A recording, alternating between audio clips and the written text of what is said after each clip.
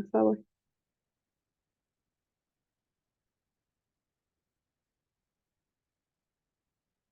Ya se ve. Muchas gracias. Bueno, entonces vamos a continuar con el tema de aminoácidos y proteínas, ¿va? Primero vamos a ver sobre lo que son los aminoácidos. De este tema lo que tenemos que saber inicialmente pues es la estructura de un aminoácido, ¿no? Su estructura vamos a tener que se va a caracterizar por un carbono central, un átomo de hidrógeno, un grupo carboxilo, un grupo amino y su radical, ¿no? Que es la cadena lateral, que aquí es donde va a variar dependiendo su clasificación. Este carbono central, también llamado carbono alfa, se caracteriza por ser un carbono quiral. ¿Esto qué quiere decir? Que básicamente todos sus componentes, todos sus 4 enlaces, se encuentran en moléculas distintas. Ahora bien, al ser un carbono quiral, pues va a tener la propiedad de formar enantiómeros. Los enantiómeros nosotros lo podemos entender como que básicamente son como si fueran imágenes contra espejo, ¿no? Por eso les puse esta aquí, para que lo entiendan con sus manos. Eh, mm, mm, mm.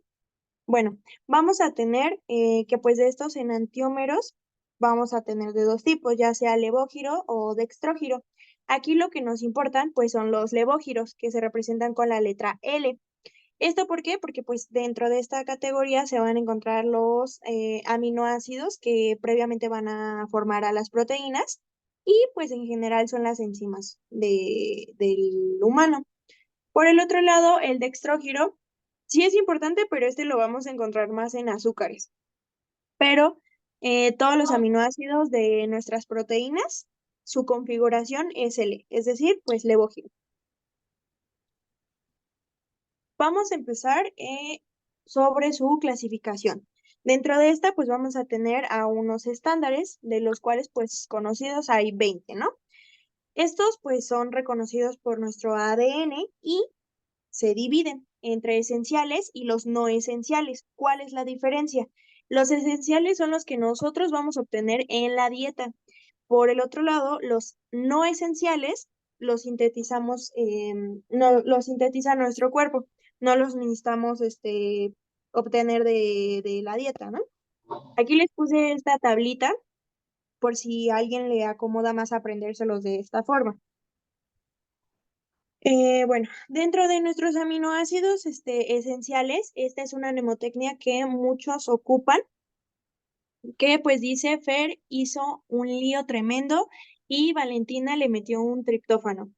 Aquí pues básicamente nos sintetizan cuáles corresponden a los aminoácidos esenciales. Con esta mnemotecnia la verdad es que es muy, muy sencillo de recordarlos y lo único que me gustaría mencionarles es que dentro de los esenciales vamos a tener que tanto la arginina como la histidina, eso sí, anótenlo porfa, eh, son esenciales, pero solamente cuando hay un periodo de crecimiento celular, o es decir, por ejemplo, en la infancia, en la lactancia y en alguna enfermedad.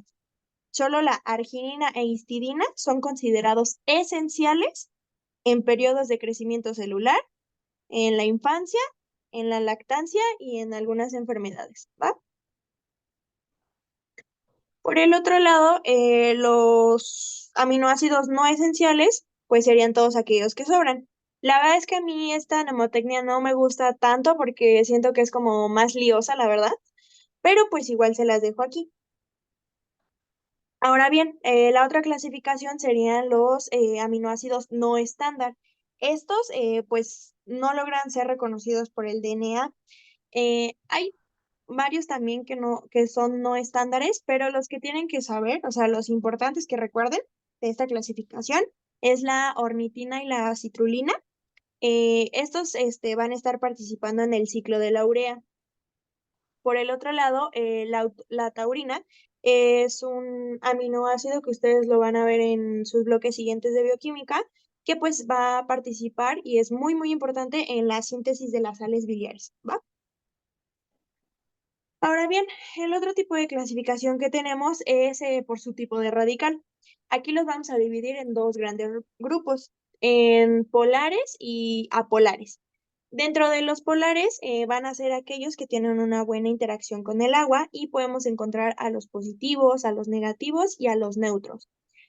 Por el otro lado, los apolares son hidrofóbicos y vamos a tener a los alifáticos y a los aromáticos. De los aromáticos es importante mencionar que reciben esta denominación, ya que se caracterizan por tener presente un anillo que es derivado de nuestro benceno, ¿va? Dicho esto, vamos a ver primero a nuestros aminoácidos polares neutros. Esta es una mnemotecnia que les sirve para recordarles cuáles entran de esta clasificación, que dice 13 cisnes de azúcar glass. Evidentemente está mal escrito, pero pues es para que lo recuerden. La estructura es la básica de un aminoácido, pero como les digo, cualquier aminoácido va a cambiar dentro de su cadena lateral, o sea, su radical. Aquí Nada, vamos porque, a poder encontrar tres ay, tipos no de escucho. radicales. Aminoácidos que tengan Voy a cambiar. alguno de estos tres grupos, ¿vale? Ay, pero papá, pues Sulfidrilo, me gustó. Me el gustó cómo se grupo, ve. permítanme tantito, Traigo chanclas. listo. Este, alguno de estos tres grupos.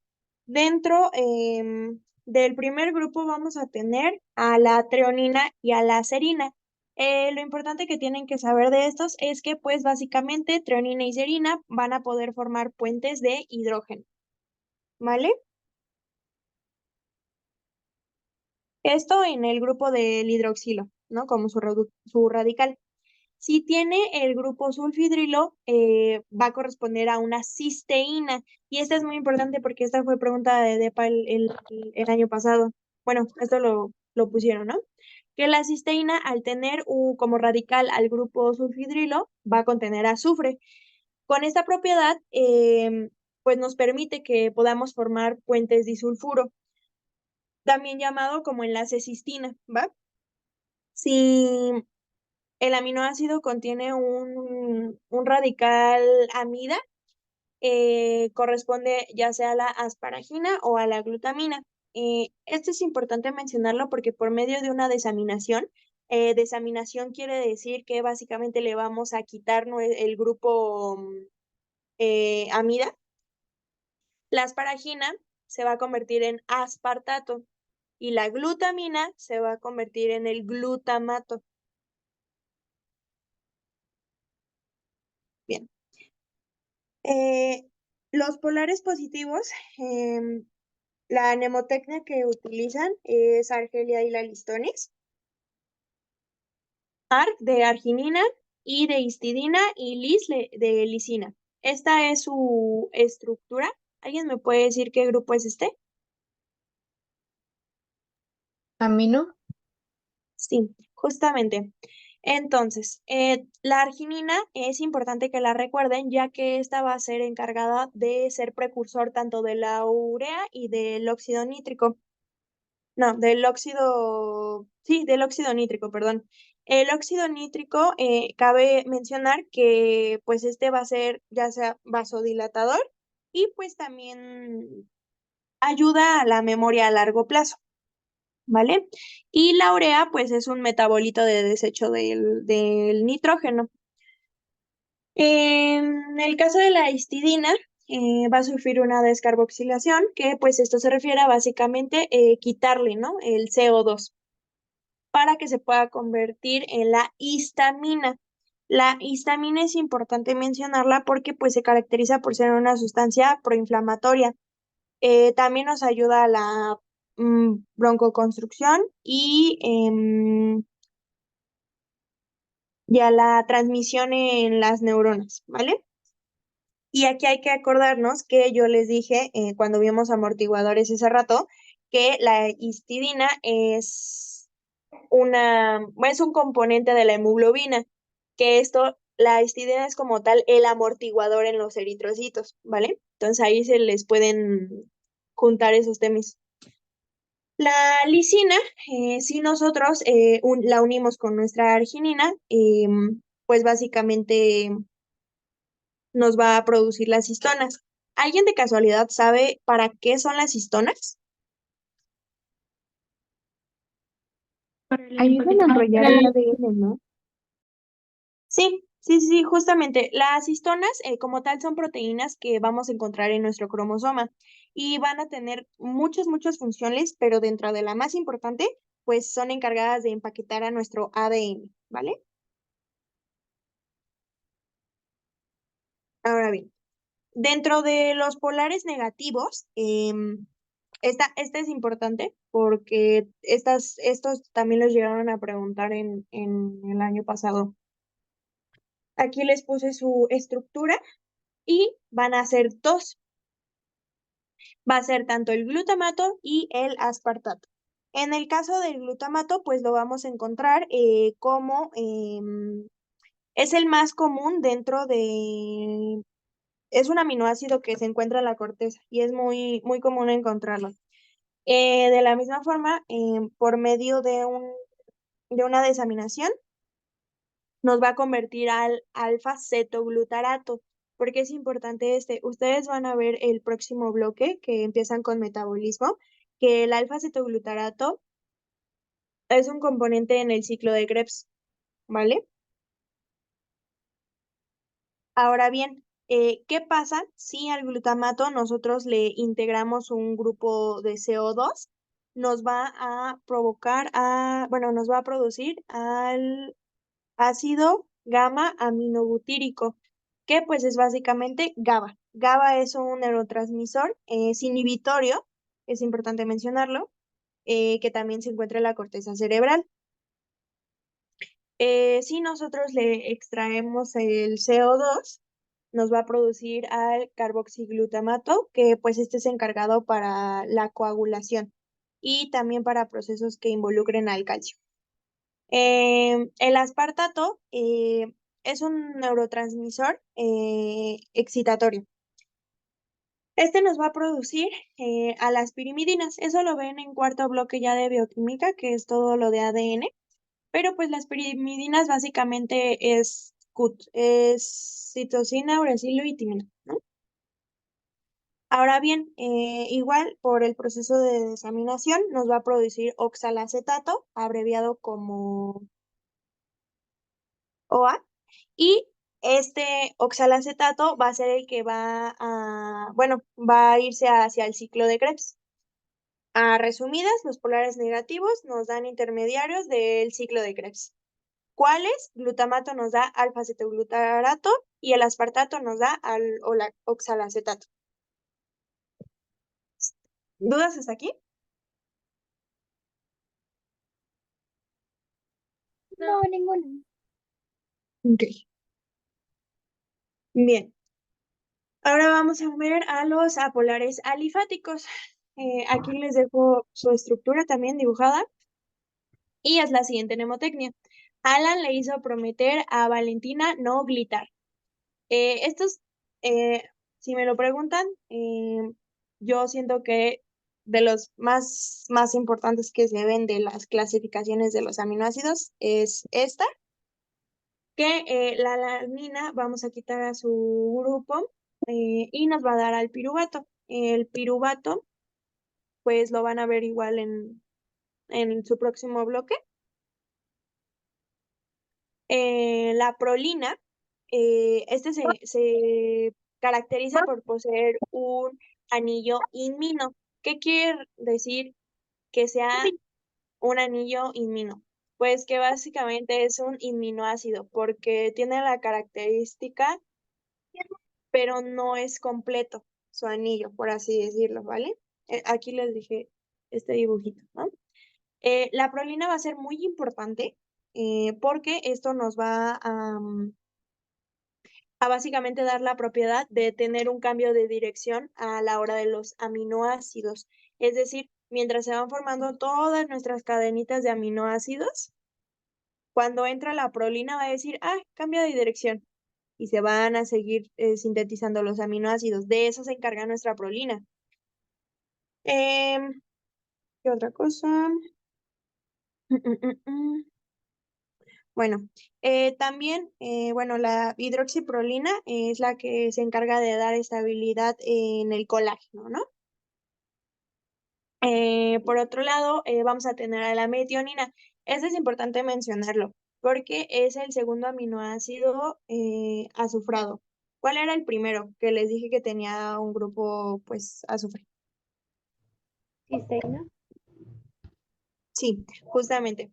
Entonces, los derivados de la metionina va a ser algo que se llama SAM, pero pues aquí les puse su nombre completo. SAM básicamente se encarga de la metilación del ADN. Tanto la cisteína, la prolina, la metionina son de los aminoácidos más importantes que van a ver en su bloque 4 del ADN. Entonces es importante que ahorita sepan muy bien sus propiedades. La glicina, este se caracteriza por ser el aminoácido más pequeñito y tiene la característica de pues ser un aminoácido que no es quiral. Quedamos que cuando pues un aminoácido es quiral es porque sus 4 sustituyentes básicamente son distintos entre sí. Y si se dan cuenta, en la estructura de la glicina pues se repite el hidrógeno, por lo tanto ya no es un carbono quiral. La glicina, pues, es un neurotransmisor inhibidor que se encuentra en la médula espinal y, pues, nos va a ayudar a aumentar la flexibilidad de la proteína, precisamente porque como está muy chiquito, pues, no es como muy estorboso, entonces va a hacer que la proteína se pueda mover. Vamos a tener derivados, que esto es de lo más importante porque también vino en su DEPA, bueno, en el DEPA pasado. Los derivados va a ser el anillo porfirina. El anillo porfirido se encuentra en el grupo hemo. El grupo hemo, lo van a encontrar en la hemoglobina. También nos va a ayudar a las sales, bueno, a la síntesis de sales biliares y a las purinas.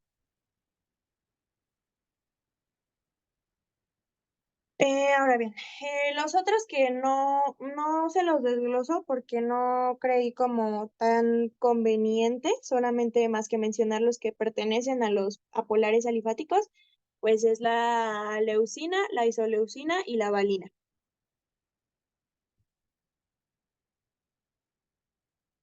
Ahora, los apolares aromáticos, hay que acordarnos que pues estos van a tener la propiedad, ¿no? De que tienen un anillo derivado del benceno en su radical. La mnemotecnia, pues, es tiró los tacos de tripa por feos. Primero vamos a tener al triptófano, que, pues, bueno, este básicamente su derivado va a ser la serotonina. La serotonina hay que recordar que, pues, básicamente se va a encargar de mantener el estado de ánimo, regular el sueño, también entra en mecanismos de analgesia, nos ayuda a la memoria, en el apetito. Y cuando nosotros tenemos una baja serotonina, pues nos va a dar una patología que vamos a conocer como trastorno depresivo mayor. Eso se los puse en la siguiente diapo, ¿no? ¿Para qué nos va a ayudar el triptófano? Pues es básicamente un espectro de absorción V, ¿no? Ahora bien, cuando nosotros, una vez obtenida la serotonina, le agregamos un grupo acetil, nos va a dar a la melatonina. Esta se va a encontrar en nuestra glándula pineal. Van a ver en su bloque de neuronato, que si no mal supe, lo van a ver en su bloque 2. En mi caso, el año pasado fue mi bloque 4, pero pues todos los años lo cambian, ¿no? Y pues la melatonina nos ayuda a regular el ciclo de sueño-vigilia. Por el otro lado vamos a tener a la fenilalanina. Esta, sí vamos a mencionar una enzima, por el hecho de que pues nos va a dar patologías, que es importante mencionarlas, porque lo pide su temario. Vamos a sacar un CO2 y por medio de la enzima fenilalanina hidroxilasa nos produce tirosina. Esta tirosina pues es precursora de las catecolaminas. ¿Cuáles son las catecolaminas? Son 3. La dopamina, la noradrenalina y la adrenalina. Dentro de la dopamina pues también vamos a tener una patología, pero la dopamina nosotros la vamos a encontrar en un sitio que se llama mesencéfalo. A grandes rasgos es una parte de nuestro cerebrito. Dentro de este vamos a encontrar algo que se llama sustancia negra. Ahí la sustancia negra corresponde a la dopamina, ¿no? La dopamina pues se encarga, ¿no? De sensaciones de placer y pues en general tiene funciones en la cognición. Cuando nosotros tenemos una baja dopamina, nos va a dar una patología que se llama Parkinson. Y cuando nosotros tenemos un exceso de dopamina, va a derivar a lo que es la esquizofrenia. Baja Ahora bien, dopamina, Parkinson. la noradrenalina es un neurotransmisor de alerta. Ahora bien, de la noradrenalina nos va a derivar a la adrenalina, pero por la enzima que se llama feniltadamina metiltransferasa. Esto por la integración de un grupo metilo, ¿vale? Esto se me olvidó mencionarles que de dopamina a noradrenalina necesitamos integrarle un grupo hidroxilo. Ahora bien, ¿para qué nos sirve la adrenalina? Básicamente se encuentra en el sistema nervioso y pues nos ayuda a aumentar la frecuencia cardíaca y a la frecuencia respiratoria. La adrenalina lo ocupamos en momentos de lucha o huida, por eso se encuentra en el sistema nervioso simpático, ¿vale? Aquí cabe recalcar que para que nosotros obtengamos la adrenalina, básicamente nuestro riñoncito tiene arriba un gorrito que se le conoce como a la glándula suprarrenal. La glándula suprarrenal se encarga básicamente de la producción de adrenalina, ¿no? Ahora bien, volviendo a la tirosina, vamos a tener dos caminitos. Si a nuestra tirosina le agregamos yodo, nos va a dar algo que se llama la hormona tiroidea. Esta es importante porque se encuentra, más bien, sirve para metabolismo basal y una regularización hormonal. Esta preguntita de aquí, bueno, esta de aquí, fue una pregunta de final el año pasado. Entonces, hay muchas preguntas que se van a repetir porque así pasa, ¿no? Entonces, pues no está de más. Por eso les puse que aquí corresponde al metabolismo basal en la regulación hormonal, ¿no? Ahora bien, si nosotros a la tirosina se introduce una enzima que se llama tirosinasa, pues nos va a dar a lo que es la melanina. Yo creo que la melanina ya muchos la han escuchado, pero pues básicamente esta nos va a ayudar en el aspecto de la piel, es lo que nos da el pigmento en la piel.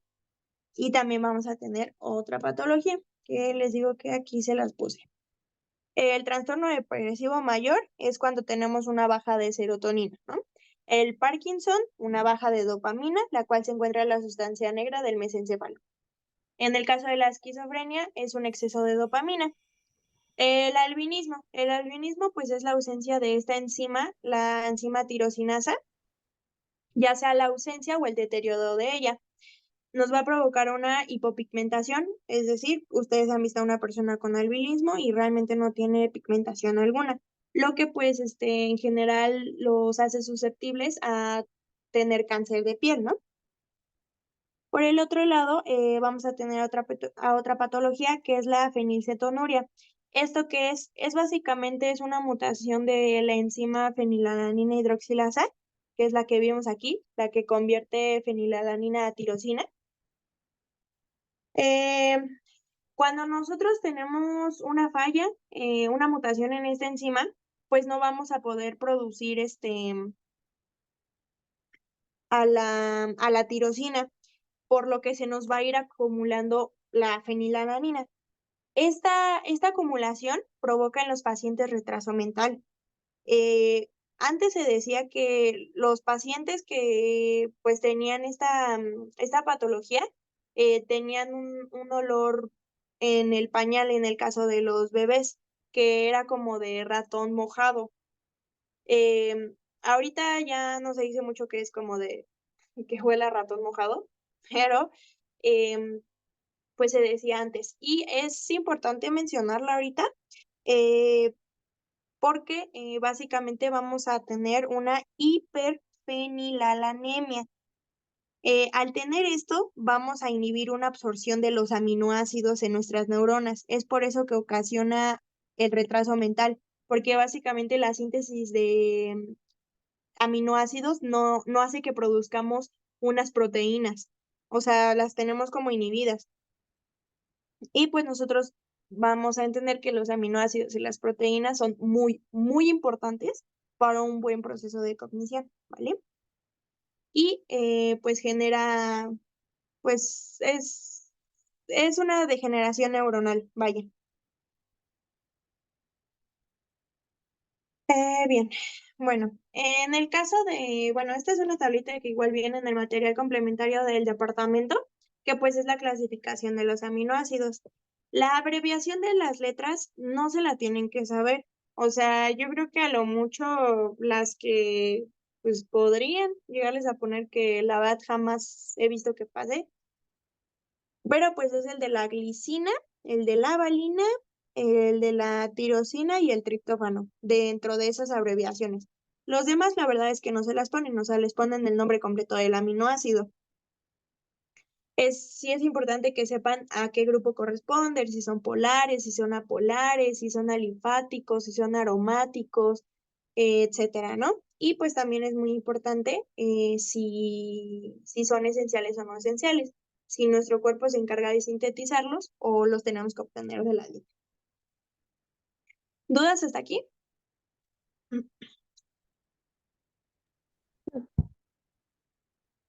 No.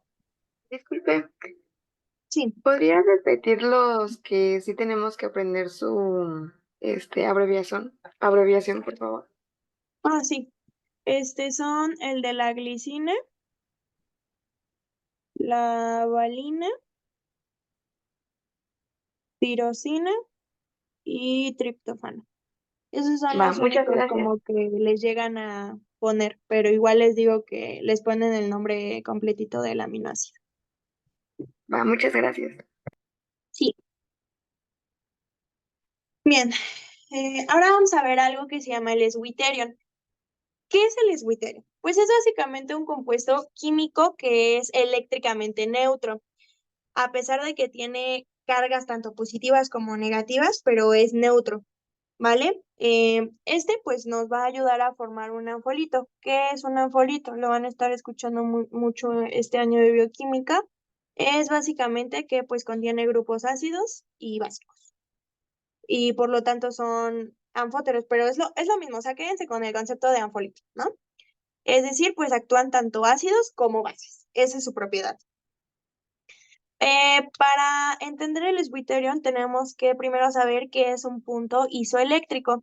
Es básicamente el pH al cual nuestras moléculas van a estar en una forma de ion dipolar. A esto se le va a conocer como el punto isoeléctrico. Si lo entienden de otra forma, el punto isoeléctrico, que se abrevia como PI, nos va a ayudar a determinar el pH al cual se va a encontrar el eswitterion. ¿Vale? Entonces, aquí les puse esta imagen para que lo entendamos un poquito mejor. ¿Por qué? El eswitterion es básicamente como si lo viéramos un pH equilibrado. O sea, está a la mitad, básicamente, ¿no? En este punto vamos a poder que pues el anfolito va a actuar como, pues, como ácido o base, ¿vale? Cuando tenemos mucha concentración de cationes, es decir, de protones, nosotros sabemos que pues entonces el pH se encuentra bajo, por lo tanto es ácido. Del lado contrario, pues cuando tenemos más bases es alcalino, ¿no? Ahora bien, Aquí les puse estas formulitas. Vino un ejercicio el año pasado. La verdad, les mentiría si me acuerdo cuál de estas fórmulas fue, pero sí vino un ejercicio de calcular el Switterion. Para los aminoácidos que no se encuentran cargados, pues tenemos que sumar al pK1 más el pK2 y dividirlo entre 2. No se preocupen por el pK1 o pK2, eso se los dan en su problema, siempre les dan esos datos. Para los positivos también tenemos que hacer, bueno, la suma del pK2 más el pKr entre 2. Y para pues los negativos, vamos a tener que sumar el pK1 más el pKr entre 2. Ahora bien, para que podamos comprender un poquito más, no solamente es calcularlo, es saber entender hacia dónde se van nuestras cargas. Para que nosotros sepamos hacia dónde se van a ir todas nuestras cargas, hay un fenómeno, bueno, hay un experimento que se llama electroforesis. ¿Qué es la electroforesis? A resumidas cuentas, va a ser un desplazamiento de nuestras sustancias por una acción de un campo eléctrico. Porque va a haber van a ver que las sustancias se van a ir moviendo respecto a ciertas cargas, ¿vale? La electroforesis es un experimento donde básicamente en los laboratorios querían separar las moléculas en función ya sea de su tamaño y pues de su carga, que es lo más importante. Este tipo de técnica se basa en el movimiento de las partículas que están cargadas eléctricamente a través de una superficie hidratada, o sea, pues básicamente, pues el agua, ¿no? Ahora bien, dentro de pues esta sustancia vamos a tener los cationes y los aniones. En la caja de la electroforesis vamos a tener a dos polos, uno que corresponde al ánodo y el otro que corresponde al cátodo. Ya sé que suena como muy confuso porque el cátodo, pues dices, ay, pues a lo mejor ahí se van los cationes, ¿no? Y al ánodo, ay, pues ahí van los aniones, pero no, es al revés.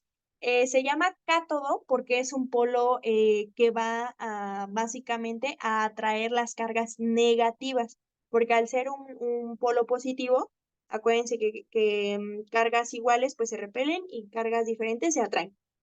Entonces, al cátodo se le van a unir las cargas negativas y al ánodo las cargas positivas, ¿vale?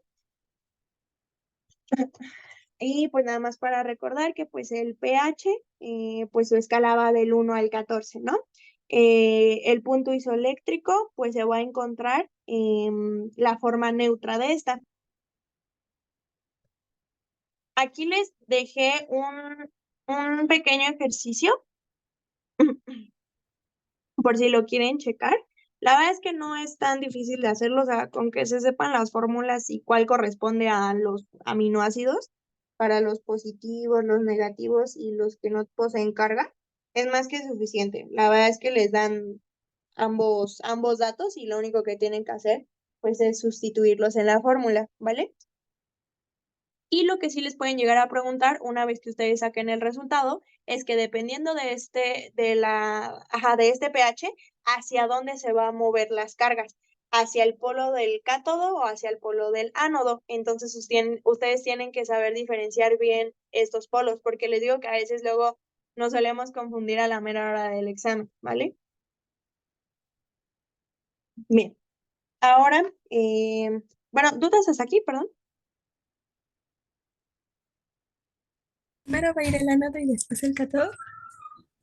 ¿Mande? Primero va a ir el ánodo y después el cátodo. No es que lleven un orden, nada más simplemente son los polos que tiene la caja de electroforesis. Y por decir el 3.22 sería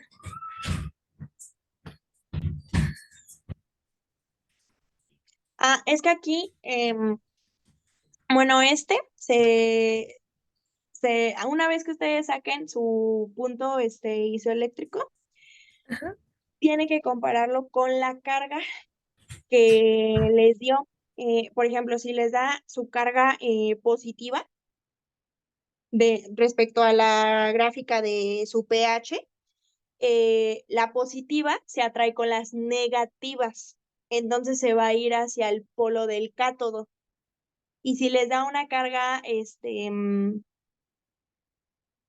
no, esperen, ¿qué dije? Ah, sí, si les da, perdónenme, si les da una carga positiva, se va a ir hacia el ánodo, porque el polo del ánodo es un polo que se atrae con este tipo de carga. No es que lleven un orden como tal, ahí va a depender de cuál sea la carga del punto isoeléctrico que les dé. O sea, hagan de cuenta, esta es su gráfica de pH. Aquí supongamos que tiene el 7, ¿no? De este lado vamos a tener a más cargas positivas, porque se encuentran muchos protones por ser ácido. Y del otro lado vamos a tener menos cargas, bueno, menos cargas positivas y pues más negativas, como lo muestra aquí. El 0 bueno, corresponde al punto eléctrico, ¿no? La forma neutra. Entonces, en este caso, su pH lo tienen de 3.22. El 3.22 nosotros sabemos que es un pH ácido, por lo tanto tiene muchas cargas positivas. ¿Qué polo acepta las cargas positivas? El cátodo o el ánodo? Entonces va a migrar hacia el polo del ánodo. Eso es lo que les podrían llegar a preguntar. Ok, gracias. Sí. ¿Alguien más? Perdón, ¿cómo se saca PK? Bueno, es que dijo que en los ejercicios nos va a dar valores, ¿no? Ah, sí. Lo que se tienen que aprender solamente son estas, que esta fórmula corresponde a los aminoácidos no cargados. El pK1 y eso ustedes no lo van a sacar, porque son otras fórmulas. O sea, esos datos se los van a poner. Literalmente les van a poner de que tal aminoácido, ¿no? Y ustedes se deben de acordar si es positivo o negativo. Ah, bueno, si es positivo, vamos a ocupar esta fórmula y te van a poner el pK2 corresponde a tanto, el pKr corresponde a tanto. Entonces tú te tienes que acordar que solamente se suman y el resultado lo tienes que dividir entre dos. Ya después de eso, pues vas a saber hacia qué polo de la electroforesis va a migrar. Ok, gracias. Sí.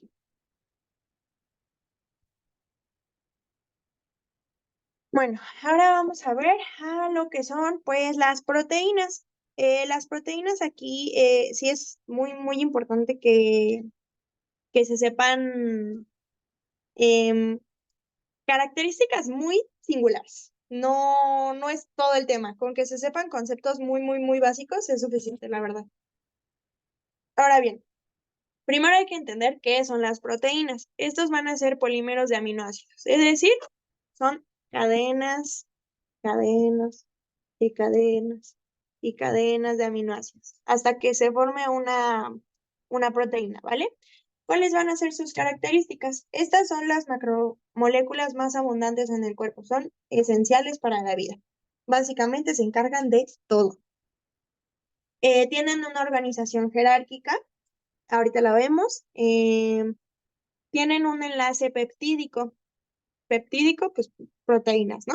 El enlace peptídico, aquí se los puse, sus características del enlace peptídico, que tiene un grupo amida, es covalente, es decir, es un enlace muy fuerte, es muy difícil que separen a la proteína una vez que esté formada, y que pues tiene este tipo de enlace covalente que posee, tiene una posición trans. ¿Qué quiere decir?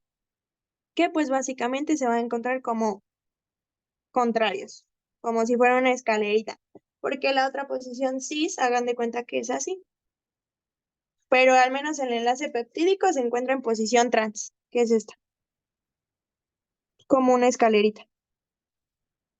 Y pues también las proteínas van a tener funciones y estructuras diversas. Aquí les puse una imagen que sintetiza muchas de las funciones de las proteínas. Es que pues básicamente en el núcleo, el ADN, va a pasar a ARN, esos procesos lo van a ver ya hasta su bloque 4, ahorita no es muy importante, pero pues básicamente nos van a sintetizar ciertos aminoácidos. Em, el núcleo nos va a decir qué aminoácidos se van a sintetizar y de todos esos aminoácidos, cuáles son los que van a formar a proteínas, porque van a tener una función de estructura, de reserva, de transporte, una función enzimática. Esta es muy importante para este bloque. También tienen funciones hormonales, de defensa y reguladoras. Ahora bien, tenemos que ver a los niveles de organización proteica. Básicamente se definen por 4 tipos de niveles estructural. Como les digo, hay que entender. Nuestro gen va a sintetizar una secuencia de aminoácidos. Una vez teniendo esta secuencia de aminoácidos, vamos a tener una conformación proteica, que es básicamente la llamada una función nativa, estructural nativa. Ahora bien, es importante mencionar que las proteínas, cuando tenemos un cambio de temperatura, pues, o en el pH, cambios bruscos de temperatura y de pH, las proteínas se van a desnaturalizar. Esto quiere decir que, pues, básicamente van a perder sus propiedades como proteína, ¿vale? Entonces, pues, van a ser inservibles. Ahora bien, es importante mencionar que el aminoácido que empieza para la síntesis de proteínas, en todas, o sea, el primero que van a poner es a la metionina. Metionina va a ser nuestro primer aminoácido que empieza la configuración de las proteínas. Ahora bien, ¿cuáles son estos niveles de organización? El primario. Este se caracteriza por ser una cadena lineal de aminoácidos, luego salidos de nuestro ribosoma. Esta cadena lineal va a determinar nuestra estructura tridimensional de la proteína y por lo tanto va a determinar su función. Este es el nivel que no va a sufrir desnaturalización porque es nuestro último nivel, entonces ya no se puede romper más, ¿me entienden? O sea, ya está tan chiquito, o sea, es una cadena lineal pequeña que por más que haya cambios en temperatura o en el pH, ya no se puede romper más porque ya es la forma más pequeña que existe. Ahora bien, el secundario, este sí lo preguntaron, el nivel de organización secundario lo preguntaron el año pasado. La secundaria hay 2 tipos, el alfa hélice y la beta lámina. En el caso de la alfa hélice, pues es importante mencionar que es dextrógira. Es dextrógira y pues se compone de aminoácidos más pequeños, que pues los más pequeños son la alanina, la serina y la glicina. Es importante mencionar que pues sus radicales van a estar dirigidos hacia afuera y se van a estabilizar por puentes de hidrógeno. Para que se acuerden de la configuración, les puse aquí esta imagen que es como de esos resortitos que luego venden en las ferias, porque básicamente tienen esa forma, o sea, es esa configuración. Y esta es una imagen ya como tal real, si lo quieren ver así, y pues son muy similares. En el caso de la beta-lámina, pues se compone principalmente del aminoácido prolina. Al tener prolina, hay que acordarnos que en el tema de aminoácidos, les expliqué hace ratito que la prolina tiene una propiedad de hacer un cambio de dirección, ¿vale? O sea, es decir, que nuestros aminoácidos, aunque vayan así, la prolina llega y dices, ah, pues te vas para acá. Llega otra prolina y dice, ay, bueno, te vas para acá. Y así sucesivamente. Esta propiedad hace que tenga un patrón en zigzag, ya sea como un panel solar, más o menos, y esta es una imagen en cómo se ve la beta-lámina, ¿vale? Ahora bien, la estructura terciaria, esta también se denomina como estructura funcional, estructura nativa. ¿Por qué? Porque esta es la primer nivel de organización que pues tiene una forma tridimensional, ¿no? Una forma 3D. Básicamente va a tener diversos tipos de enlaces Dentro de los más importantes y que les piden que sepan en su temario, pues es que se encuentran por enlaces covalentes, puentes disulfuro, puentes salinos, puentes de hidrógeno y las fuerzas de Van der Waals. Y también enlaces hidrofóbicos, ¿no? Esta el año pasado también la preguntaron, bueno, les preguntaban de cuál era el nivel de organización proteica que se caracterizaba por tener puentes disulfuro y puentes salinos. Y pues tú te tenías que acordar que pues era la forma terciaria.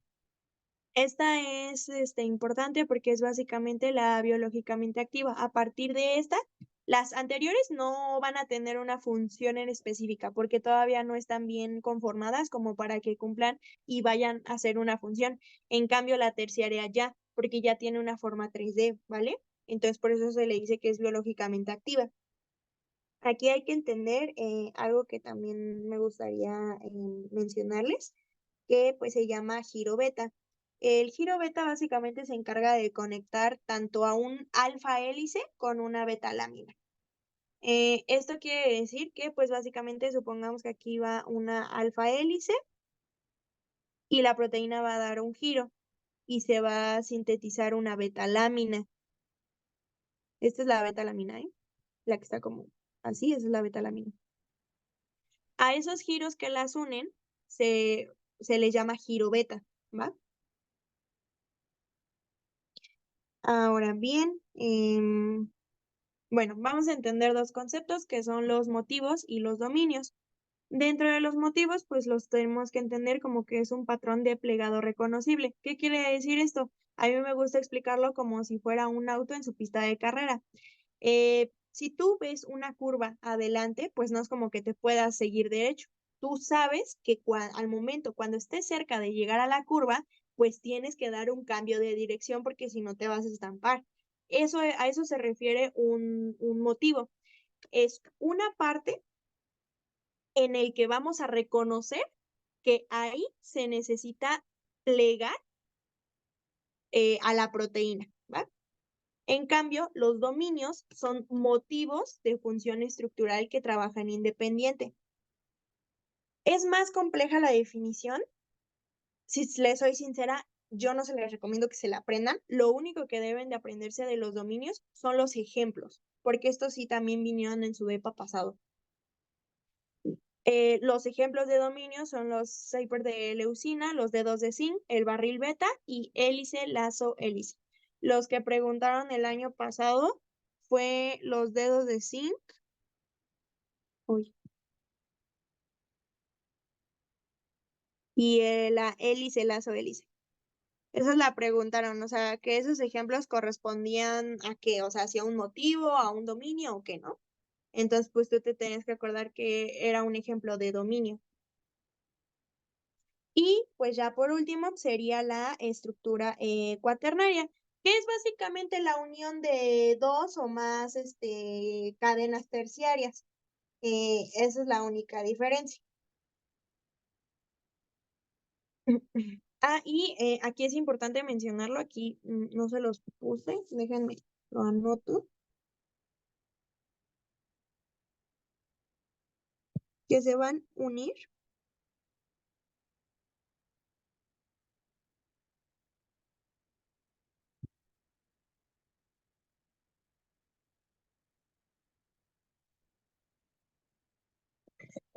unir por puente sulfuro.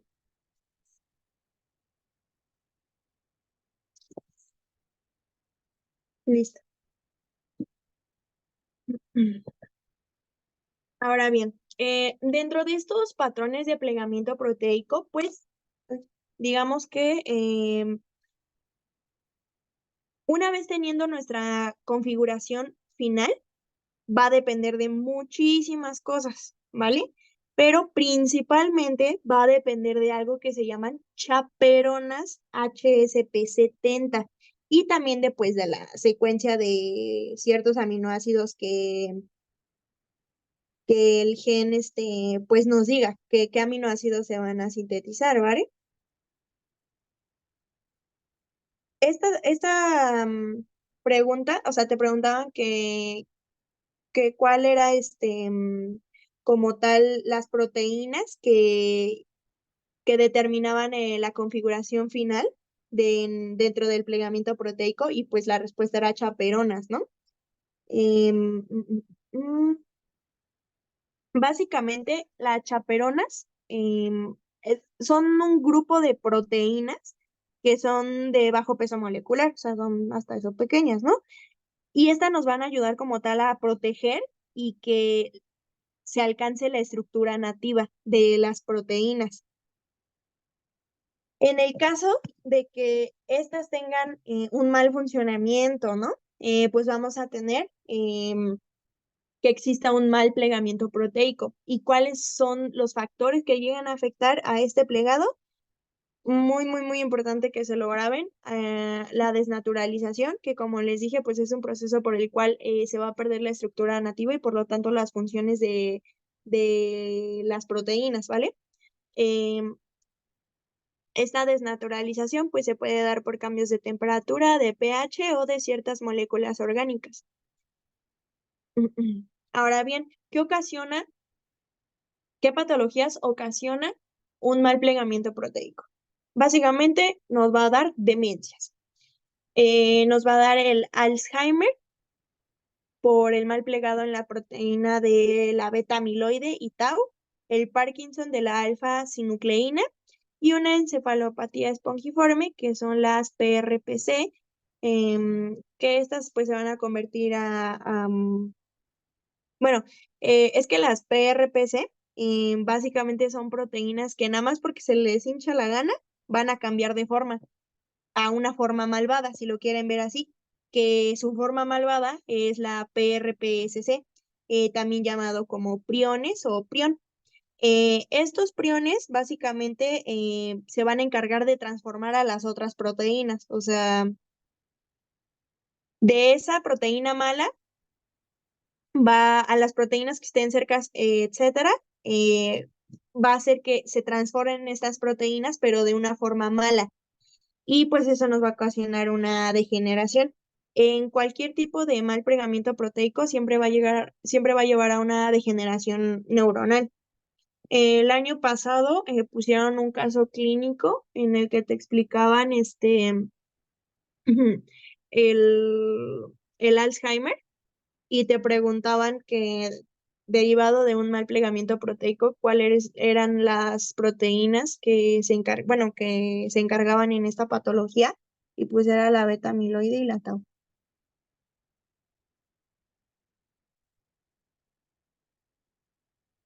¿Qué otra cosa? Sí, en el Parkinson es importante mencionarlo que es cuando tenemos un exceso, ¿no? O sea, aquí es cuando tenemos un exceso de esa proteína. La alfa-sinucleína se va a encontrar en la sustancia negra en algo muy específico que se llama cuerpos de Lewy. Cuando existe este mal funcionamiento, pues nos lleva a una degeneración y por lo tanto, al estar dentro de la sustancia negra del mesencéfalo, ustedes van a ver en su otro bloque de Anatom que el mesencéfalo es muy importante a la hora de los movimientos, ¿no? Del cuerpo. Por lo tanto, en el Parkinson, pues hay movimientos bueno, son incontrolables ya esos movimientos. La encefalopatía espongiforme también la conocen como la enfermedad de las vacas locas. Entonces, por si les llegan a poner vacas locas, que sepan que se refiere a lo mismo de encefalopatía espongiforme. Esta también es una tablita que viene en su material complementario del departamento. La verdad es que ahorita no he checado si ya se las actualizaron, pero igual, un día antes de su depa, chéquenla porque luego les cambian la información y ahí es donde nos truenan, ¿no? Entonces, un día antes de la noche, nada más descarguen ese PDF y denle una leída.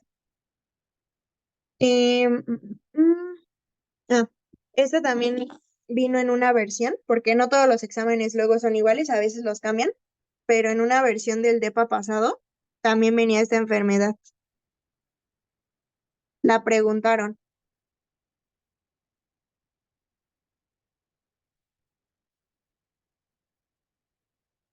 Listo. Lo único que se tienen que saber aquí es básicamente, esto no se lo aprendan, ¿eh? No, solamente la enfermedad y cuál es la proteína precursora, ¿no? De esa enfermedad.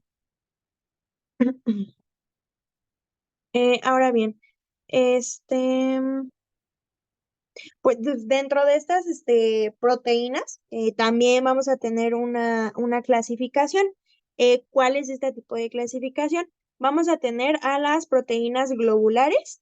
Estas se caracterizan por ser de organización proteica terciaria y como tal no tienen una función estructural, pero sí se encuentra elevada en sangre y pues es sintetizada en el hígado, ¿no? Eh, una de la función importante es que es transportadora de moléculas hidrofóbicas y pues es importante en la presión oncótica. ¿Alguien sabe qué es la presión oncótica? ¿Es la fuerza de atracción que mantiene el agua en los vasos sanguíneos? Sí, justamente una presión osmótica se va a producir por la diferencia de las concentraciones de nuestras proteínas en el plasma y, bueno, ajá, de las proteínas plasmáticas entre en nuestro plasma sanguíneo y lo que es nuestro líquido intersticial. Ahora bien, ¿cuáles son los ejemplos de estas proteínas globulares? Las que sí o sí se tienen que saber, pues es la albúmina. La albúmina, pues es una proteína que va a estar presente en la sangre y pues nos puede dar una patología que se llama hipoalbulinemia. Esto quiere decir que pues básicamente nuestra agua se sale y nos va a generar un edema, ¿no? Porque no hay una presión oncótica como tal, porque la albúmina van a ver que sirve como si fuera masking para tapar ciertos huequitos y así evitar que pues se salga el líquido a los demás espacios donde no debería de estar. Entonces, cuando hay una baja en la proteína de la albúmina, ocasiona un edema. La otra sería la hemoglobina. Esta pues es conformada por 4 unidades, 2 alfa y 2 beta, ¿no? Es cuaternaria y aquí es importante que la hemoglobina tiene un grupo hemo, que pues se constituye por el anillo de porfirina. El grupo hemo se los preguntan como, ¿cuál es el grupo prostético, no? De la hemoglobina, pues el grupo hemo, ¿no? Un grupo prostético es básicamente una molécula no orgánica que se asocia a otra, o sea, que son como amiguitas por ahí, ¿saben? Y pues dentro de la hemoglobina vamos a tener a dos conformaciones, su forma R y su forma T. Dentro de la forma R, esta nos quiere decir que existe una gran afinidad al oxígeno. Tiene una función respiratoria y la forma T pues tiene una baja afinidad por el oxígeno. Esto va a ser en el tejido. Este tipo de formas, la R y la T, la explica algo, un fenómeno llamado el efecto Bohr, que pues es básicamente que nuestro oxígeno cuando tiene mucha afinidad por la hemoglobina en su forma R, eh, para que pase a la forma T y se vaya a los tejidos, va a ser como un ciclo. Tenemos que aumentar la temperatura, etcétera. Pero lo importante que deben de saber es que la forma R es la que es muy afín al oxígeno con función respiratoria. Es decir, pues se va a ir a nuestros alvéolos. Y que la forma T tiene una baja afinidad al oxígeno y estas se van a ir a los tejidos. Esto no los vamos a saltar. Y ahora bien, las fibrosas es básicamente, hay una gran cantidad de aminoácidos apolares y pues su función principal es de soporte y estabilidad. Dentro de las fibrosas vamos a tener a lo que es el colágeno, el cual va a estar presente en nuestro tejido conjuntivo como el cartílago, hueso y la córnea.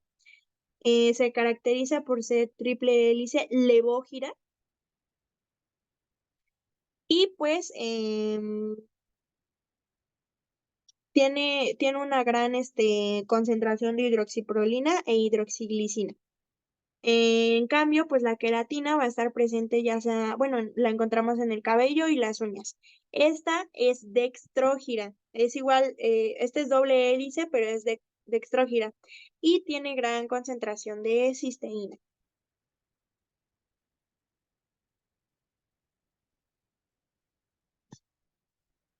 Y bueno, ¿dudas hasta aquí de este tema?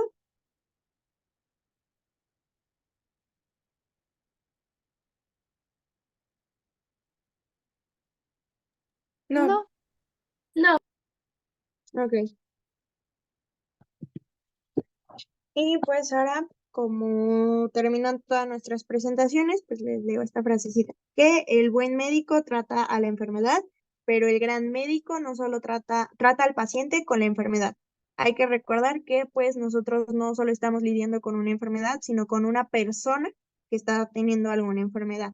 No se crean como Doctor House, que él solamente va por la enfermedad, sí o sí, y no le importa al paciente. O sea, no.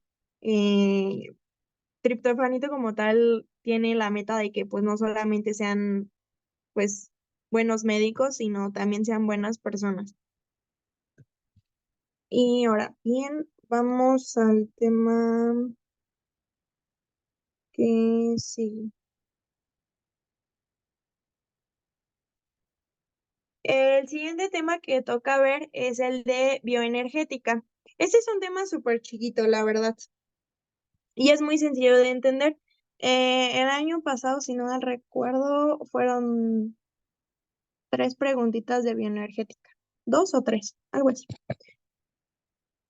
Bueno, como introducción, pues tenemos que entender qué es la bioenergética, también denominada como termodinámica bioquímica, pues es un estudio de los cambios de energía que pues se acompañan en las reacciones bioquímicas.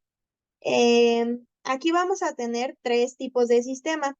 El primero pues va a ser el aislado, el cerrado y el abierto. En un sistema aislado, este se caracteriza por no compartir ni materia ni energía. En el caso del cerrado, solamente va a compartir energía, pero no materia, solo comparte energía. Y en donde nos encontramos nosotros, pues es en el abierto. ¿Por qué? Porque comparte ambas, tanto tanto la energía como la materia. Para entender este tema, primero hay que recapitular un poquito sobre, pues básicamente, la termodinámica y sus leyes. La primera, pues, nos hace referencia a la conservación de la energía, que pues básicamente, pues la energía pues no se crea ni se destruye, pues solamente se transforma. Y un ejemplo claro, pues es aquí, ¿no? O sea, del sol, pues la podemos usar en el panel solar. Esta pues se va a encargar de que pues esté conectado y que produzca energía eléctrica. Y pues esta energía eléctrica también nos ayuda para, pues un ejemplo, ¿no? Aquí el microondas. Y el microondas, con esa energía, pues básicamente nos puede ayudar a calentar una buena sopa. No la creamos, tampoco las destruimos, simplemente se conserva la energía y se va transformando. Ahora bien, un ejemplo también claro, pues sería en la fotosíntesis, ¿no? O sea, porque pues a base de eso obtenemos energía, ¿no? Ahora bien, en el caso de la segunda ley, pues son conceptos que sí se los tienen que aprender, porque estas fueron preguntas de DEPA, tanto la entropía como la entalpía. Se parecen, yo lo sé, pero sí son súper diferentes. En el caso de la entropía, pues se representa con la delta S, y pues la entropía básicamente hace referencia a que pues el universo tiende siempre tiende a tener un estado energéticamente más probable. En este caso, pues es más probable que tenga tendencia al desorden que al equilibrio, ¿no? Entropía es la tendencia al desorden. Por otro lado, la entalpía, que se representa con la delta H, pues se refiere a que es el calor contenido en un sistema con temperatura y presión constante. Un ejemplo ¿Qué les puedo dar? Pues sería el calor contenido de los enlaces químicos. Vamos a tener aquí dos tipos, una entalpía negativa y una positiva. En el caso de la delta H negativa, vamos a tener que va a ser una reacción de tipo exotérmica, es decir, que pues básicamente se libera calor. Cuando es positiva, pues es una endotérmica, es decir, el calor se absorbe, ¿va? Ahora bien, vamos a ver algo que se llama energía libre de Gibbs. Energía libre de Gibbs, pues se representa con delta G. Con delta G, sí, Sí, ¿podrías regresar nada más un segundito a la anterior, por favor? sí, Gracias. sí, Ya. ok.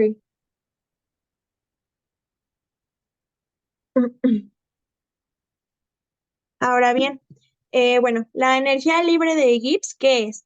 Esta es una energía necesaria que vamos a ocupar para producir un cierto trabajo a temperatura y presión constante. Esta pues básicamente nos ayuda a predecir la dirección de las reacciones químicas. Esta es su formulita. La delta G pues hace referencia a la diferencia entre la entalpía y la entropía. Y pues básicamente va a depender, como lo dice aquí, de la temperatura y de la presión. Ahora bien, ¿cómo nosotros vamos a interpretar los resultados de esta energía libre de Gibbs? Pues vamos a tener tres tipos. En el caso de una delta G negativa, vamos a tener que la reacción es espontánea y exergónica. Un ejemplo claro, pues, es la explosión. Espontánea, digamos que es como que sucede de repente. Cuando tenemos una reacción positiva, se refiere a una reacción que no es favorable y es endergónica. Me refiero a no favorable, o sea que por mucho que lo intentes, es imposible que los reactivos de nuestra reacción, pues, valga la redundancia, reaccionen entre ellos. Y por lo tanto, pues va a ser endergónica. Y aquí cabe mencionar que la positiva solamente puede, puede llegar a suceder si se absorbe energía de otro lado. Pero la energía que está concentrada en ellos, jamás. Solamente si le ingresas otro tipo de energía, ahí ya podría dar otro tipo de reacción. Y la delta G0, que pues es básicamente una reacción en equilibrio. Esto quiere decir que vamos a tener la misma concentración tanto de sustrato como de producto. A mí me gusta verlo como con una historia de cuando estás en una relación y cuando estás soltera, ¿no? O cuando tienes algo con, pues no sé, un crush o algo así.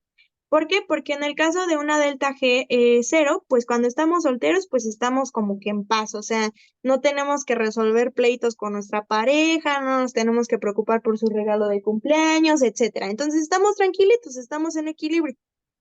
En cambio, cuando tenemos una delta G negativa, em, véanlo como que básicamente de la nada se hicieron novios y literalmente explotaron de amor. De la nada se dio ese noviazgo, de la nada se dio toda esa explosión de amor, ¿vale? Y cuando nosotros vamos a tener una delta G positiva, pues es porque si nosotros somos unas personas muy cerradas, pero nos gusta nuestro crush, ¿no? Por ejemplo. Pero si nosotros no tenemos una reacción de iniciativa, por nada del mundo nos va a hacer caso el crush, ¿estamos de acuerdo? Entonces, no va a haber ninguna reacción favorable si tú no tomas energía de otro lado y pues te avientas a hablarle, ¿sí? ¿Quedó claro hasta ahí? Sí. Sí. Sí. Ok.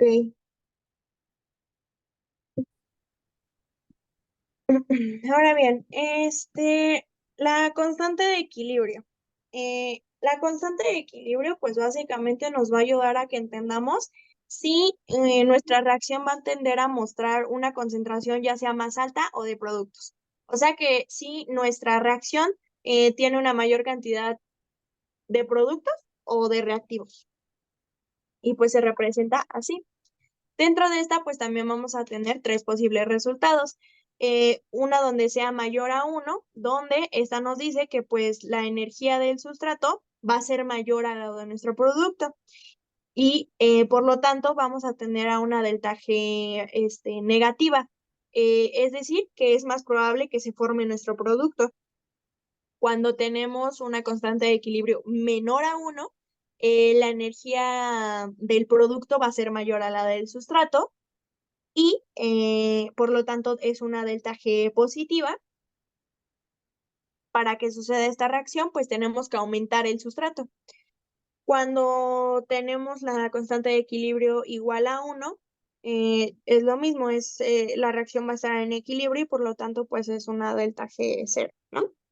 Un concepto importante que nada más es por mencionarlo es sobre las reacciones acopladas, que pues es básicamente que una reacción que no sea favorable se puede ver impulsada por otra que sí sea favorable para que así pueda suceder. Esto tiene que ser al mismo tiempo y normalmente está regulado con, bueno, lo ayudan las enzimas. ¿Qué otra cosa? Bueno, en general, eso sería todo de aquí de de bioenergética. Lo que les pueden preguntar es como tal, si nosotros tenemos una delta G negativa, entonces podemos entender que tenemos una constante de equilibrio igual a, bueno, pues entonces igual a que sea mayor a 1, que sea menor a 1, igual a 1, y pues básicamente solamente es relacionarlo entre la constante de equilibrio y los resultados de la energía libre de Gibbs. Lo otro que les pueden llegar a preguntar, pues nada más es como tal la diferencia, ¿no? Entre entropía, entalpía y pues a cuál se refiere una reacción exotérmica y endotérmica. La verdad es que es de los temas más sencillos de este bloque, ¿no? Y pues aquí les puse estas grafiquitas que, bueno, en esta podemos ver a una reacción exergónica, es decir, una reacción que pues es espontánea.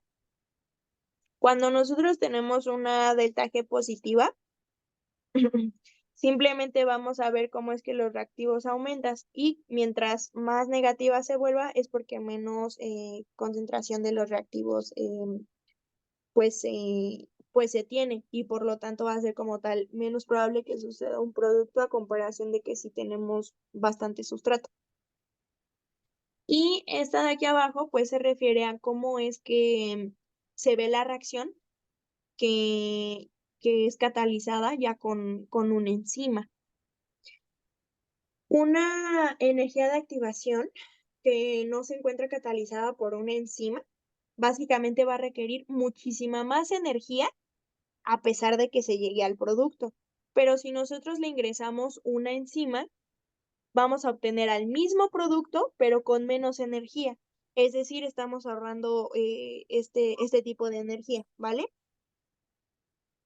Por esto vamos a poder entender básicamente que en presencia de las enzimas, pues no vamos a necesitar tanta energía para generar al producto. Esa es la función de las enzimas, disminuir el gasto energético.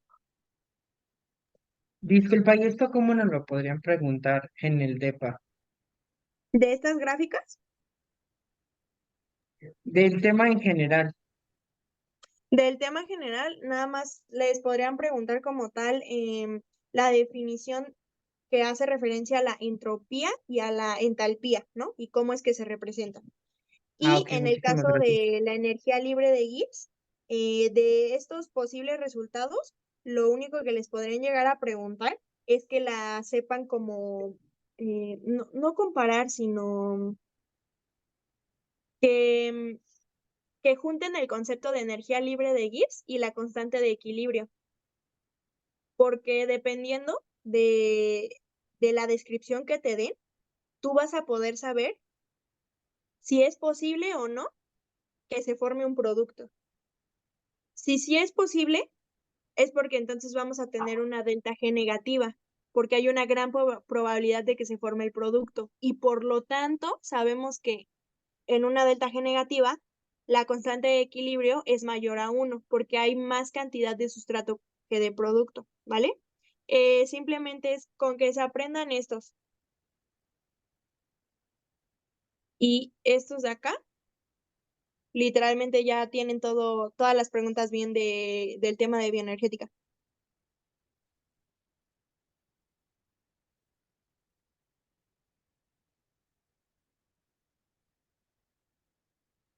¿Dudas hasta aquí?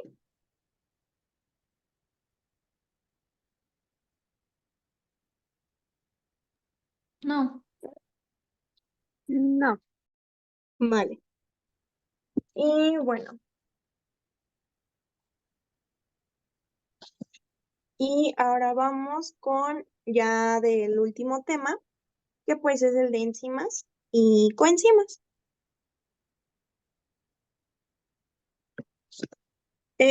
Bueno, como introducción, primero hay que entender, como les digo, qué es la función de una enzima, que pues básicamente actúa como catalizador. ¿Qué quiere decir esto? Que pues básicamente la enzima nos va a ayudar a evitar un gasto energético excesivo y que también nos va a aumentar la velocidad de una reacción para que básicamente suceda más rápido, ¿no? Vamos a tener dos conceptos sobre qué es la energía de activación. Esta siempre es necesaria para que pues se logre convertir en un sustrato a nuestro producto. Esa es la energía de activación. Ahora bien, un estado de transición. Esto quiere decir que pues hay una misma probabilidad de quedarse estancado en nuestro sustrato o avanzar en el producto. Es decir, que pues la reacción se deslice hacia la izquierda, que se quede estancado en el producto, o que siga adelante y se desplace hacia la derecha para que se logre formar nuestro producto. Ahora bien, tienen que ver este modelo que se llama modelo llave cerradura. ¿Qué nos dice el modelo llave cerradura? Básicamente nosotros pues vamos a tener a nuestra enzimita y con un sitio activo. El sitio activo es básicamente donde va y se va a unir nuestro sustrato, nuestra molécula. Ese es el sitio activo. O también llamado sitio alostérico. No, perdón, sitio ortostérico, perdón. Ahora bien, este modelo nos indica que una vez que se une el sustrato con la enzima, forma un complejo que se llama enzima-sustrato. Una vez unido, básicamente nuestra enzima va a cambiar su forma porque ya reconoció al sustrato, ¿vale? Una vez esto, se va a liberar energía para que se libere el producto. Cuando nosotros empezamos a liberar esa energía, se le llama complejo enzima-producto. Una vez que ya se ha liberado este producto, pues básicamente pues los productos se van a liberar de nuestro sitio activo y se van a realizar pues la función que tengan que realizar, ¿no? Lo único que tienen que saber importante de este modelo llave cerradura es que en el complejo enzima sustrato, nuestra enzima va a sufrir un cambio de conformación, porque básicamente nuestro sitio activo de esta enzima se va a moldar a nuestro sustrato.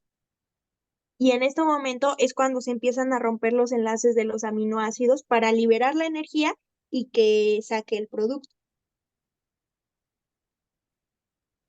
Bien. Ahora hay que entender primero qué son los cofactores.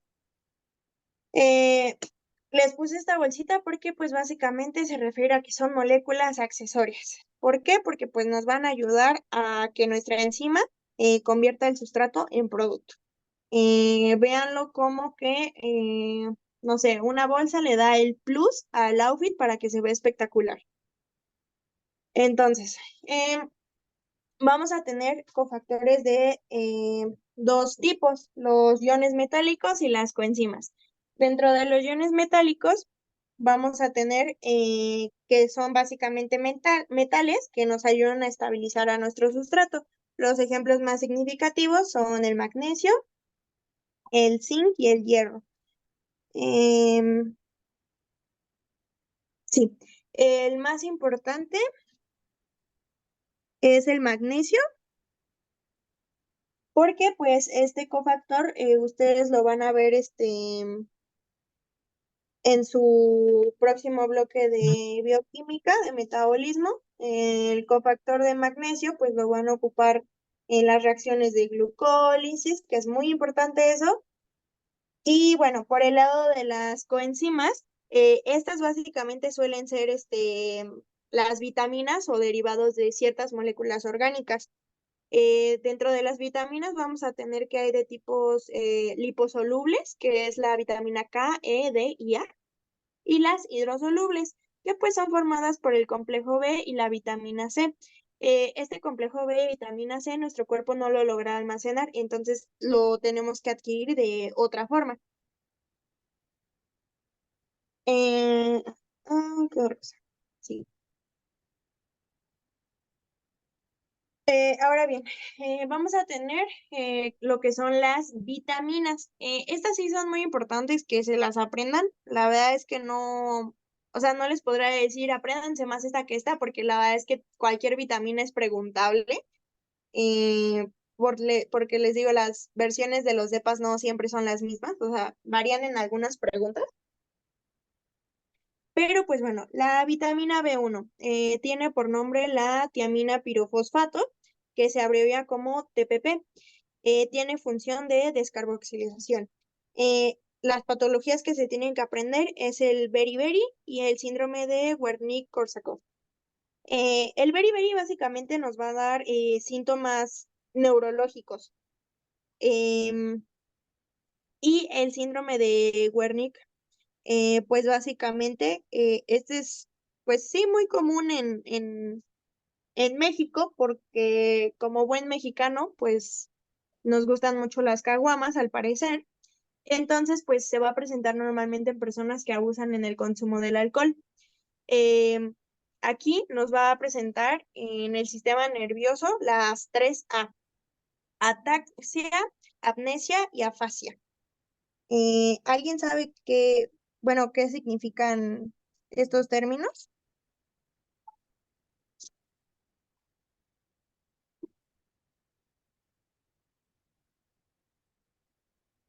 Bueno, Pues la amnesia, sí, perdón, sí, sí.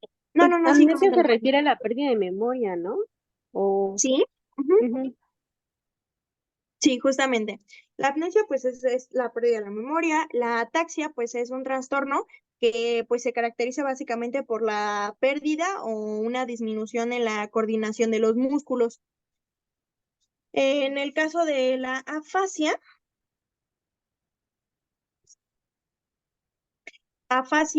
básicamente, pues, se refiere a un trastorno del lenguaje porque pues afecta la capacidad del habla, ¿no?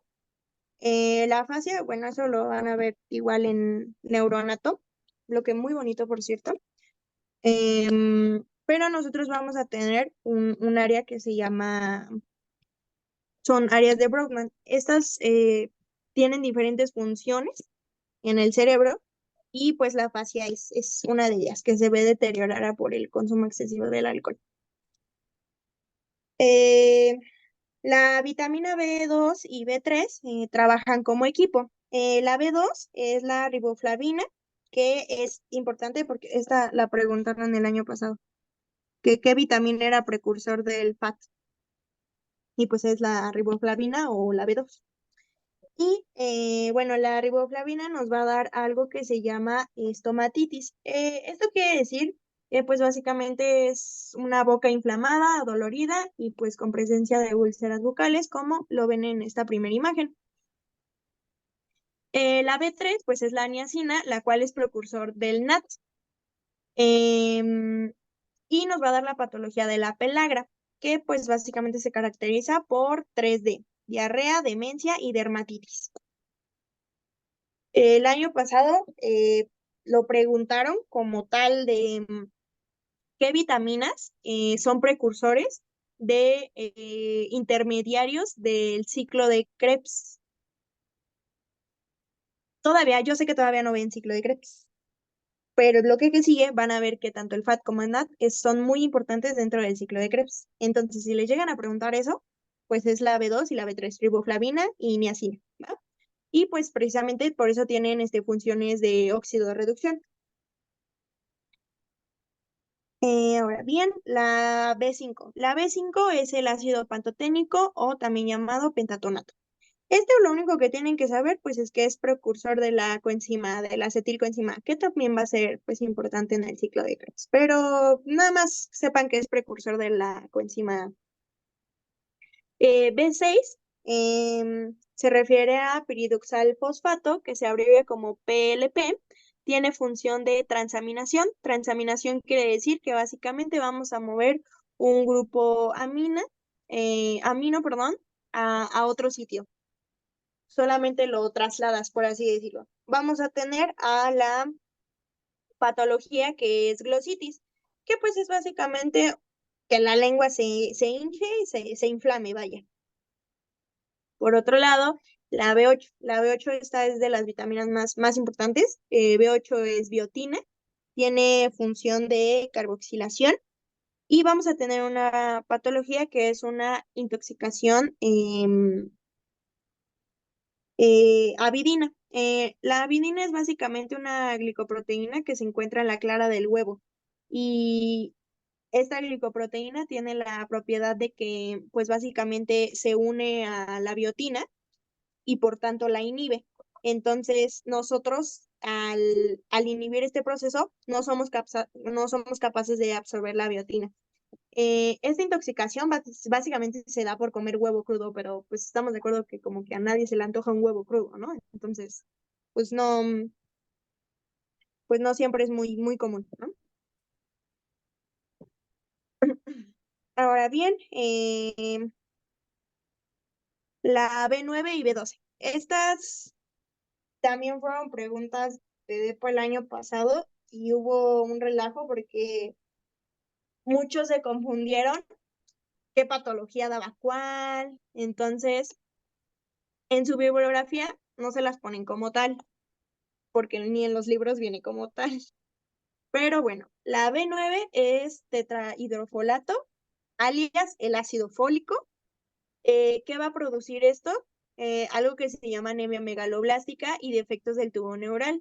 En embrio, pues van a ver que el tubo neural básicamente es en el desarrollo del embrión y si pues no se cierra por completo, nos van a dar diversas patologías, ¿vale? Que incluso llegan a ser cero compatibles con la vida, ¿no? La anemia megaloblástica es básicamente un tipo de anemia nutricional que pues se caracteriza, megaloblástica hace referencia a que está muy grande, ¿no? Entonces nuestros glóbulos rojos pues se encuentran muy agrandados, ¿no?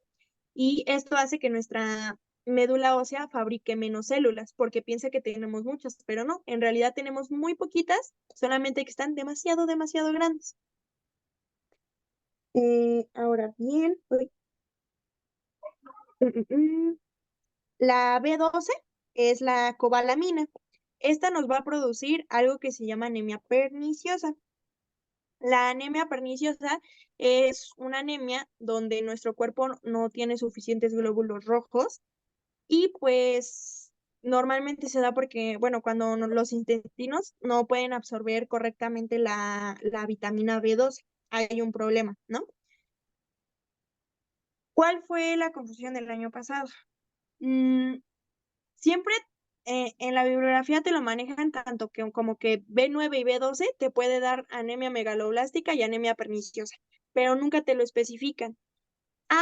La deficiencia de ambas vitaminas pueden dar origen a la anemia megaloblástica y a la perniciosa, pero si se los preguntan de manera muy específica, la deficiencia de B9 nos ocasiona megaloblástica y la deficiencia de B12 nos ocasiona la anemia perniciosa, ¿vale?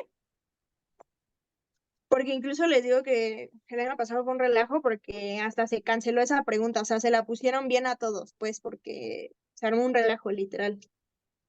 Y ahora bien, la última que es la vitamina C.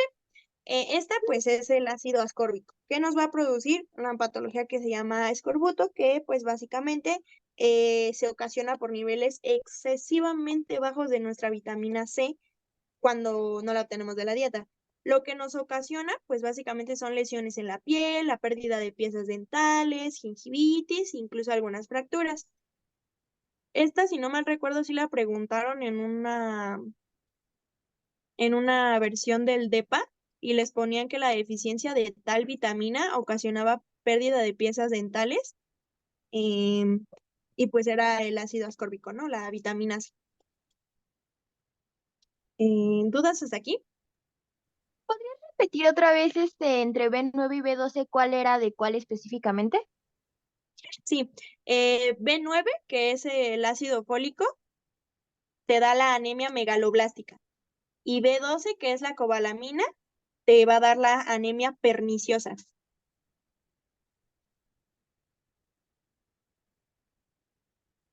Gracias. Sí.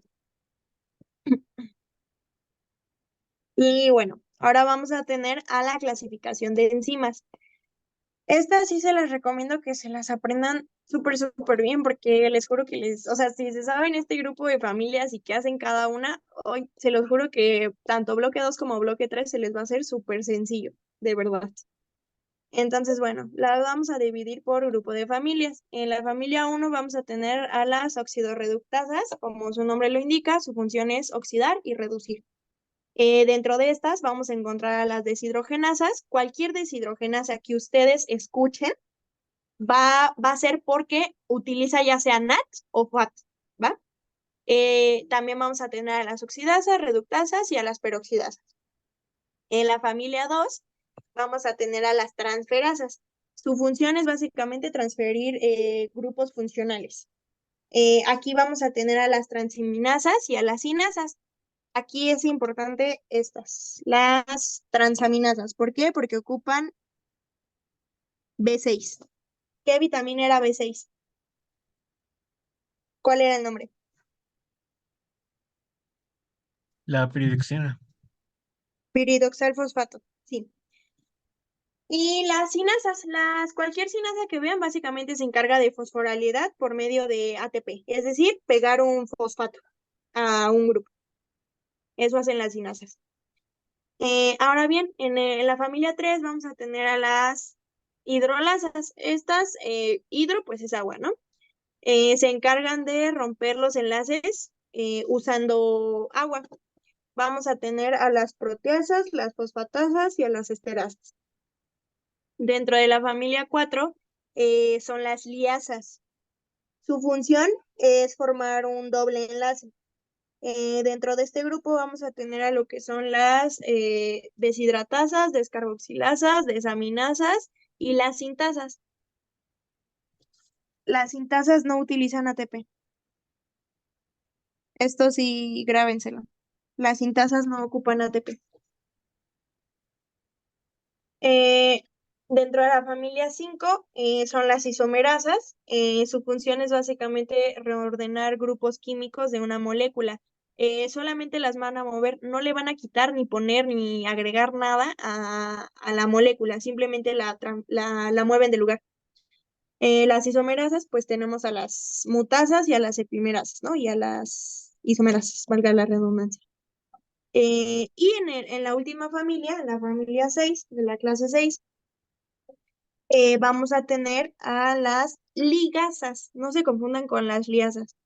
¿Por qué? Porque las ligasas básicamente unen compuestos haciendo una condensación y dentro de estas vamos a obtener a las ligasas y a las carboxilasas. Esta sí la preguntaron, porque las carboxilasas ocupan B8. Que como dijimos, pues B8 es la biotina, ¿no? Y las sintetasas, estas sí ocupan ATP.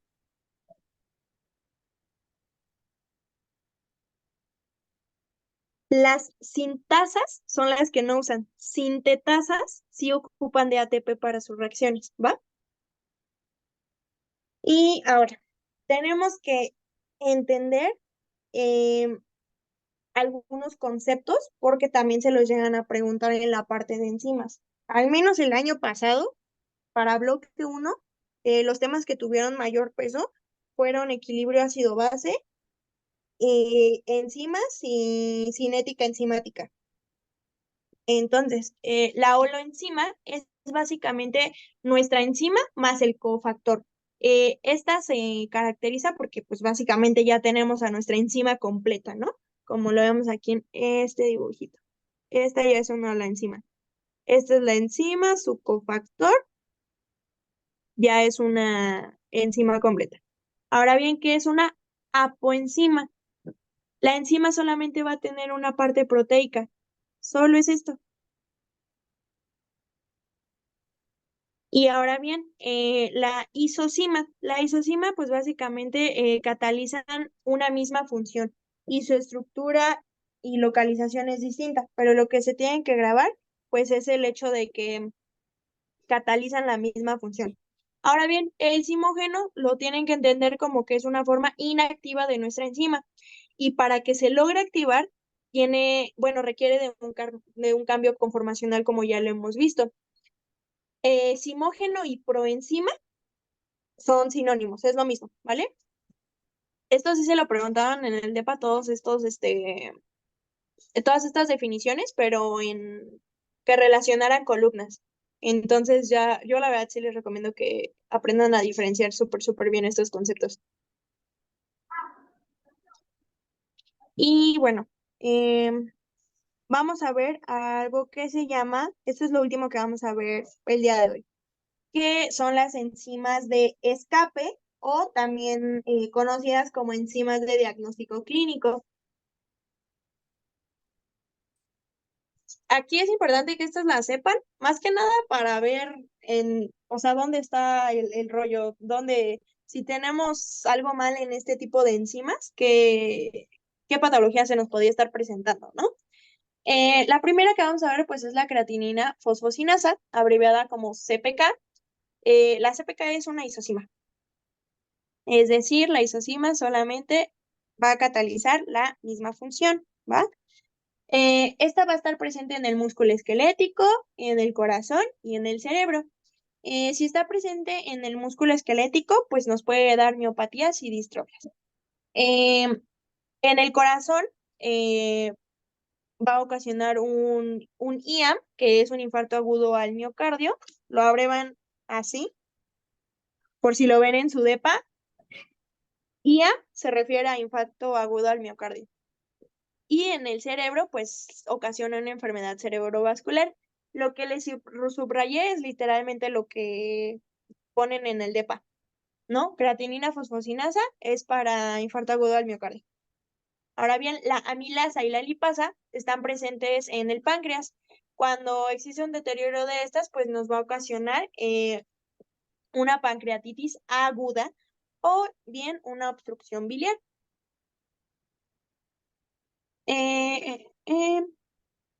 Sí, la alanina transaminasa y la aspartato transaminasa, mejor conocidas como ALT y AST, son enzimas presentes en nuestro hígado. Esto básicamente nos, nos ocasiona problemas hepáticos. La hepatitis fue la que preguntaron el año pasado, o sea, preguntaron estas. Al menos en mi versión, preguntaron hepatitis. Pero si se pueden saber todas estas sí o sí, la verdad es que irían súper bien a su DEP. Las últimas dos, pues es la fosfatasa alcalina. Esta, pues es una enzima presente en el osteoblasto, básicamente en el hueso. Y nos va a dar una patología que es la patología de Paget, o pues también nos pueden dar tumores óseos. Esta es una imagen de la patología de Paget. Es básicamente donde nuestros huesos empiezan a deformar, porque no hay como tal un reemplazo del tejido óseo viejo por el nuevo, y por lo tanto nos va a interrumpir ese reemplazo y pues empiezan a deformar nuestros huesos. Generalmente lo van a ver en las piernas, en la columna vertebral, en la pelvis y me parece que también se presenta en el cráneo. Este de aquí es un tumor óseo. Y la fosfatasa ácida, esta pues está presente en la próstata y pues lo que nos ocasiona pues sería un cáncer de próstata, ¿no? Básicamente es un crecimiento anormal de la próstata. Esta es una imagen normal de la próstata, es esta. Y cuando existe la presencia de un cáncer, pues básicamente empieza a crecer con anormalidad. ¿Dudas hasta aquí?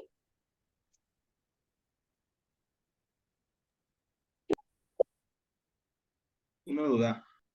Sí. ¿Qué otro nombre se le daba a la enzima de diagnóstico clínico? Y la otra era que si para que se pueda presentar la hepatitis o, bueno, los problemas de hígado deben estar presentes la alanina y el aspartato. Sí, mira, otro nombre que se recibe a las de diagnóstico clínico son enzimas de escape.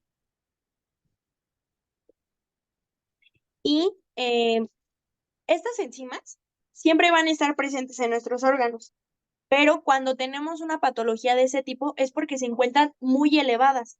En el caso de la hepatitis es porque la ALT y la AST están bastante elevadas y eso nos indica a que hay un mal funcionamiento en nuestro hígado.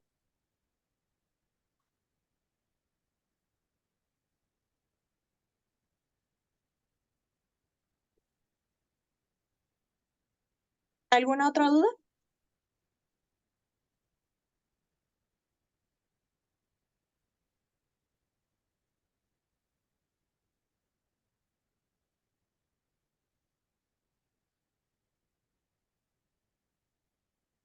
No, me parece que todo bien. Vale. Bueno, pues entonces eso sería todo el día de hoy. Mañana por la mañana, igual la clasecita va a ser a las 10 y vamos a terminar ya como tal el temario. Solamente nos falta ver cinética enzimática. Pero pues yo siento que ahorita ya estudiaron mucho, ya siento que fue mucha hora, entonces por eso lo vamos a dejar para mañana, ¿vale? Esa es la última parte del temario que faltaría. Pues yo creo que sí lo vemos en 2 horitas. Y bueno, no sé si tengan una pregunta. Igual el link se los vamos a hacer llegar, ¿eh? Por los grupos y pues en nuestras redes también lo vamos a publicar. Las